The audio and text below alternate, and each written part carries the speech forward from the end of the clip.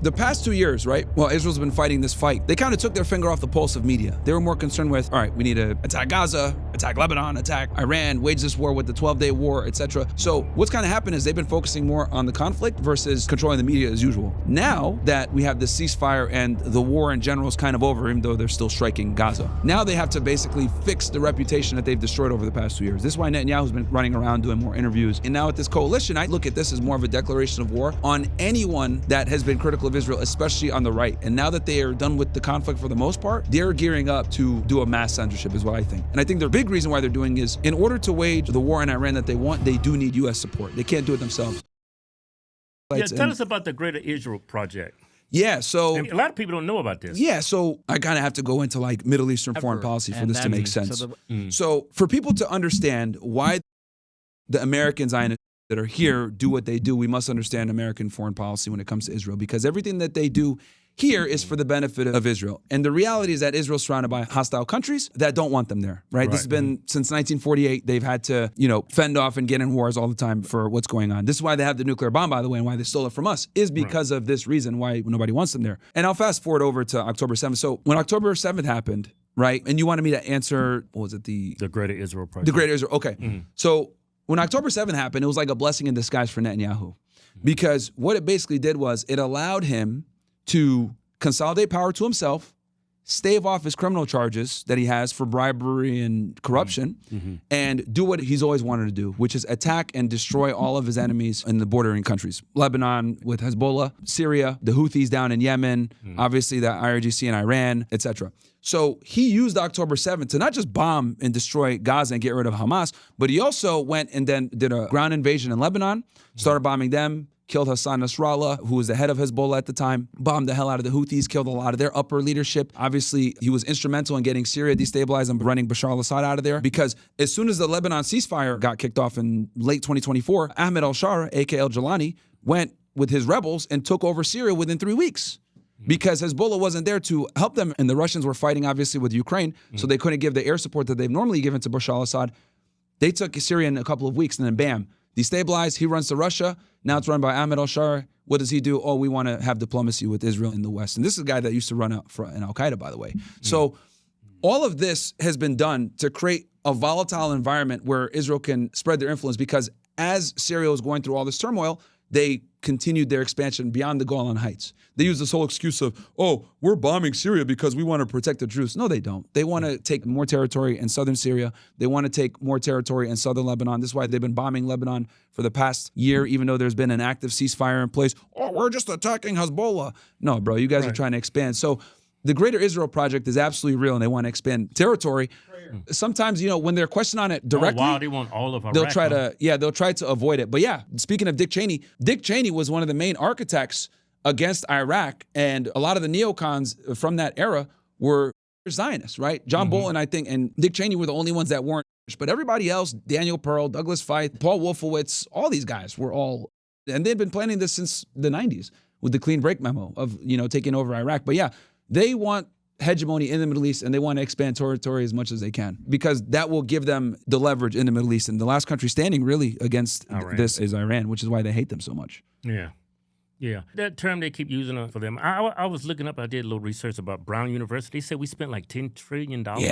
Yeah, the war on terror is like, we've spent, and that's just like what they've been able to calculate. Who knows all the opportunities we missed, or other things that we could have done that could have been more productive and created more That doesn't sound like an ally. It sounds like a parasite to me. Yeah. And it's great to see that we can finally have this conversation, bro. I remember, dude, back in 2023, before this stuff was okay to talk about, like I would have to use like code words and use sound effects and shit whenever I mentioned them. I used to like hit the cash register, cha-ching, anytime. Call them globalists. I would never say. So it's really crazy to see just 2 years. This topic is what got me demonetized, bro. Like this topic is what's up. Yeah, because we were talking about this shit before October 7th. And back then, the censorship was so strong. If you even uttered Zionism or any of this shit, like you would immediately get put on a hit list by Media Matters, ADL, SPLC, all these watch groups, and they would contact YouTube or these platforms and say, hey, are you aware that this anti-Semite's on your platform, blah, blah, blah.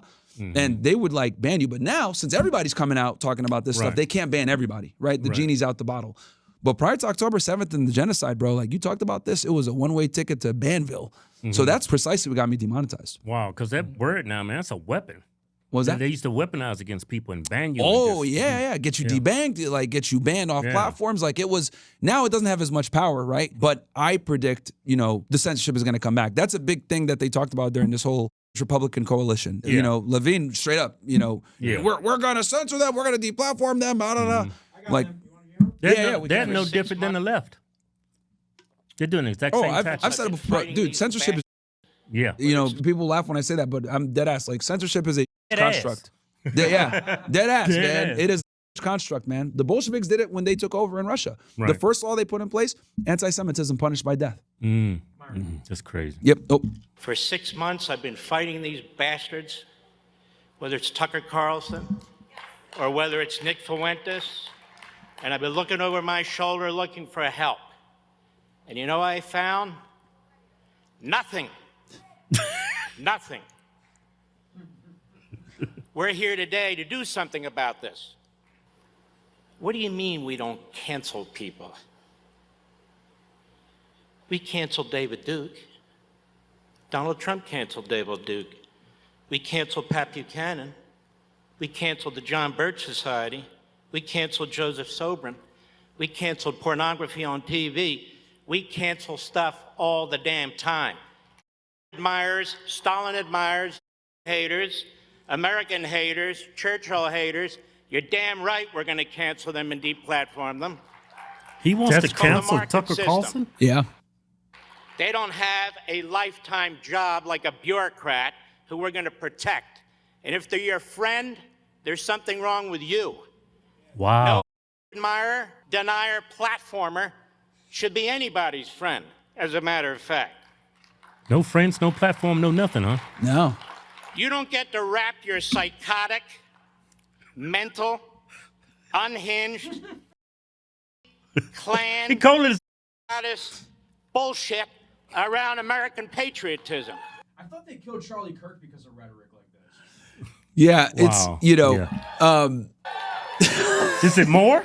Yeah, You don't get to claim you're MAGA and America first when you're lining up with the Marxists and the Islamists and Hamas and the terrorists. What? What? The cowards. We're surrounded by cowards who have microphones, who have TV cameras, who have websites, who have columns.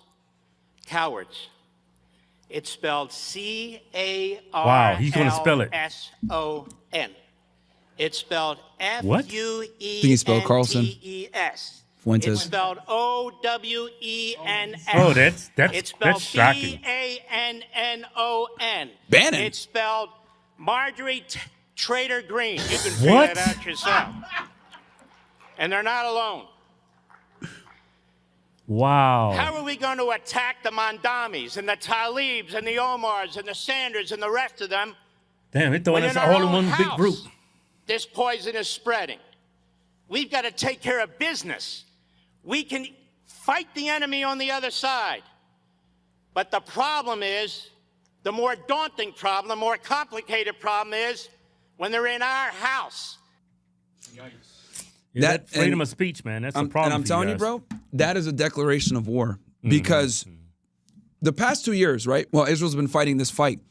They kind of took their finger off the pulse of media. They were more concerned with, all right, we need to attack Gaza, attack Lebanon, attack Iran, wage this war with the 12-day war, etc. So what's kind of happened is they've been focusing more on the conflict versus controlling the media as usual. Right. Now that we have the ceasefire and the war in general is kind of over, even though they're still striking Gaza, now they have to basically fix the reputation that they've destroyed over the past 2 years. This is why Netanyahu's been running around doing more interviews. He did trigonometry, Tatum, PBD. There's one other he did. I'm trying to Nelk, which was You right. can tell all that was deliberate. Oh, 100%. And it's only 30 minutes. Right, I'm sure they gave the questions beforehand, etc. Softball interviews, right? Because they understand. Oh, wow, we are losing influence in the United States. We need to repair our thing. So he started doing interviews. Larry Ellison buys TikTok, right? Right. Now you can't talk about AIPAC and from the river to the sea and all this other stuff is banned, right? It's more Israel friendly. Jordana Cutler, head of relations over at Meta, they're starting to censor more now on Meta and Facebook. And she used to work for Netanyahu directly. TikTok also hired a former IDF soldier, I think maybe from Unit 8200, to do the trusted safety at TikTok. Now Twitter, they changed the algorithm. Have you guys noticed more like pro-Israel stuff on your timeline? I've seen way more pro-Israel stuff. So they changed that. They started paying influencers $7,000. Netanyahu met with a bunch of them when he was here at the UN like a month ago, strategizing how they're going to combat this. So basically, the Hezbollah police are starting to gear up and they're getting ready. And now with this coalition, I look at this as more of a declaration of war on anyone that has been critical of Israel, especially on the right. And now that they are done with the conflict for the most part, they're gearing up to do a mass censorship is what I think. Because, and I think the big reason why they're doing is in order to wage the war in Iran that they want, they do need U.S. support. They can't do it themselves. So they're going to have to alter the landscape a little bit to be more favorable before they go full on again with Iran. Because I think they're going to try to hit them again either by the end of this year or sometime next year. So I think if we go to war with Iran, that's gonna kill all the momentum Trump has. And the Republican Party. It'll mess them up. Yeah. Big time. And, you know, I don't even like the fact that he bombed Iran. What's the whole purpose behind that? They said they have the right to defend themselves? Well, they think Iran's going to build a nuke, and then they're going to nuke Israel. Yeah. And then why would anybody create a Guarantees their nuke? death. Why would somebody create a nuke just to start a nuclear war? It doesn't make no sense. You know, it's funny because Israel's saying, oh, you guys can't have a nuclear bomb, but they have a nuclear bomb. Right. And it's an illegal one that's unacknowledged that they stole their uranium from us. So it's like, you know, and the interesting thing is like, and this is one thing that I think Trump made a big mistake on. Pulling us out of the Iran nuclear deal was horrible, right? Because what ended up happening was Mike Pompeo, who at the time I think was the National Security Advisor, then he became the Secretary of State. 2018, they pull out the nuclear deal. Next year, they designate the IRGC as a foreign organization, FTO. And then in 2020, they kill Qasem Soleimani, who ran the IRGC and the Acts of Resistance. Soleimani, yeah, I remember. And they did the airstrike on him in Iraq, which they used some weird Iraqi law from the Patriot Act to do, which you can make the argument that was illegal too. And they did all this because of lobby. An enormous amount of pressure from the Adelsons like, hey, we don't want them to be a part of this nuclear deal. So Trump basically came in and sabotaged it and put them on the watch list or whatever as FTO. And we haven't had good relations with them since. But they were cooperating with the agreement because they wanted the sanctions gone. But the Israel lobby was like, no, we can't do it because they're building a nuclear bomb, blah, blah, blah.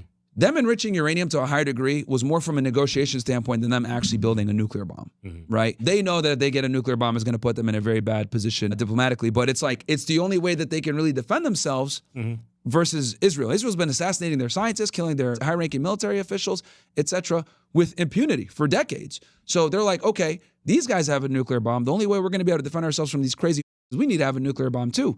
And honestly, I think them having a nuclear bomb would probably create more stabilization in the Middle East because it would check Israel. Now, no one wants to talk about this because they're like, oh, no, of course not. But I look at it like if we're going to have the right to protect our national security and stuff, why can't other countries do that as well? We because believe Israel's in democracy, a rogue right? state. Yeah, Israel's a rogue state that bombs and attacks all their enemies. So, like, if I'm going to be in Iran's shoes, that's the only way they can really fight back. And us bombing them, I think it backfired because this is what happened. We thought bombing them and, you know, doing all this, we would, you know, decapitate the government to a degree where the people would rise up and take over. This is why that Shah, remember he was like doing all these, you know, interviews and doing commercials and Farsi, hey, rise up people, the government's down, Israel hit them really hard, come back and take your country. Failed.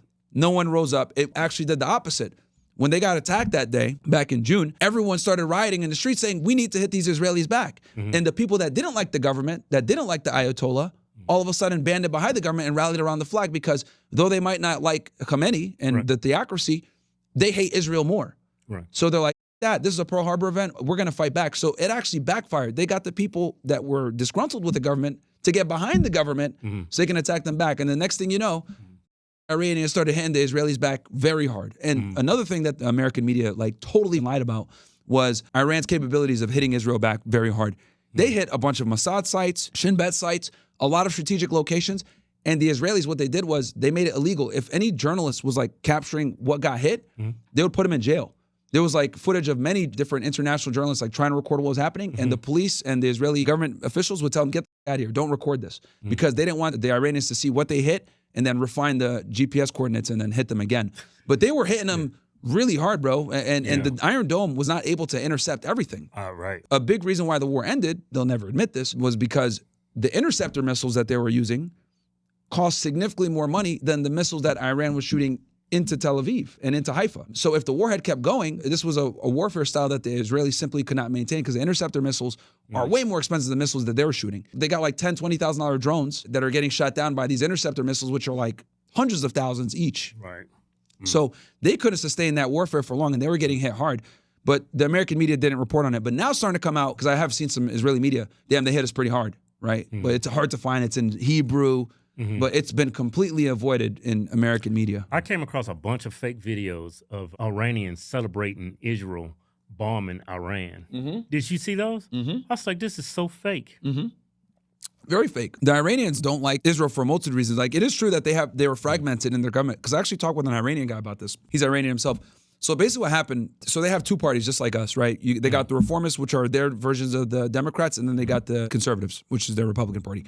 And the Reformists have been wanting to do diplomacy with the West for a very long time to relieve the sanctions. They have crippling sanctions going on right now, right? That's why they jumped in a nuclear deal, brought inspectors in, all this crap. They wanted to normalize relations and finally start making some money off their resources. But the Conservatives were like, no, we can't trust these guys. They backstabbed us every single time.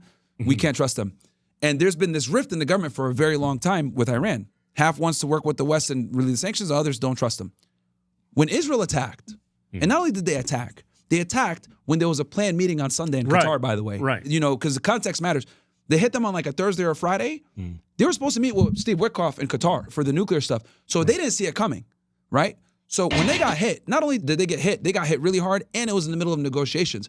So that was the first time where the Reformists and the Conservatives came together. These guys, we're going to start hitting them. And they started raining missiles down in Tel Aviv, and they hit them really hard. And it's funny, too, because like a lot of the strategic sites were actually in Tel Aviv in highly populated areas. So what were they doing? Using the Israelis as human shields. I've heard that one before, right? Yeah. Did the same exact shit that Hamas did, and they complained for. Every accusation is actually a confession. But yeah, dude, it was like hundreds of millions of dollars a day to defend themselves, and they just could not keep that up. Those interceptor missiles were going like this, and that's the big reason why the war had to end.